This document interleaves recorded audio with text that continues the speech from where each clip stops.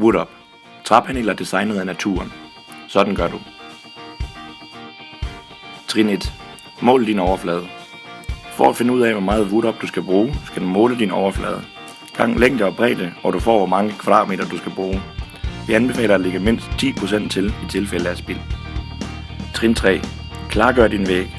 Fjern alle søm og ujævnheder, som skulle sidde løs på din væg. Vask derefter væggen med vand og sæbe og lad den tørre helt. Trin 4. Vælg et mønster.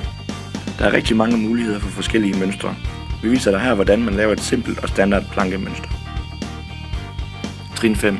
Tegn din referencelinje. Tegn en lige linje på din væg ved hjælp af et vatterpas. Dette er din referencelinje.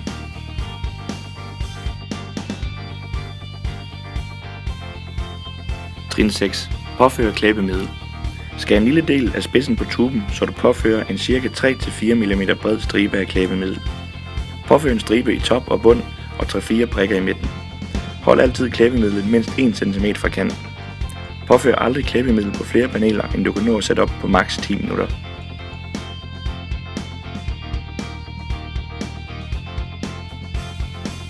Trin 7. Påfør panelerne. Påfør 2 paneler på modsatte side af referencelinjen med enderne forskudt.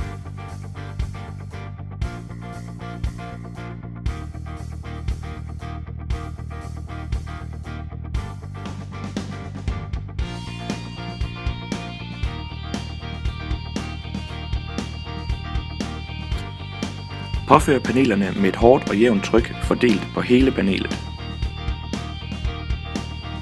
Bliv ved med at påføre paneler langs referencelinjen, indtil referencerækken er færdig. Sav panelerne for at tilpasse overfladen og de tilstødende paneler.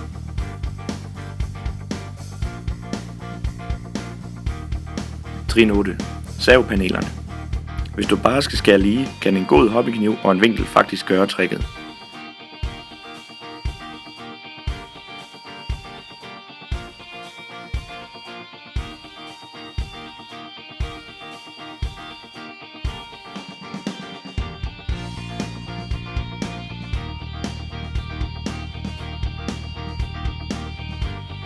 Ellers kan man bruge en fintakket håndsav eller en elektrisk kapsav.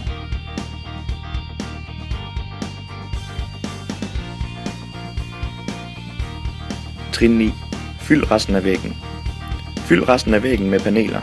Sørg for at blande farve, struktur og knaster i træet for at skabe et varierende mønster.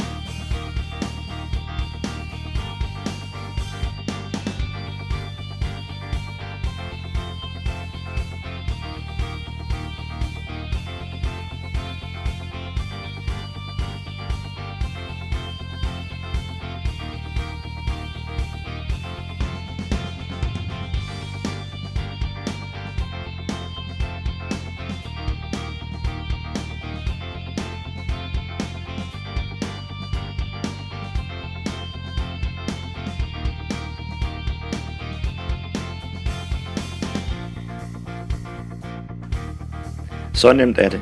Har du spørgsmål til, hvor mange kvadratmeter du skal bruge, eller hvordan man sætter det op, er du meget velkommen til at kontakte os igennem vores hjemmeside www.woodup.dk.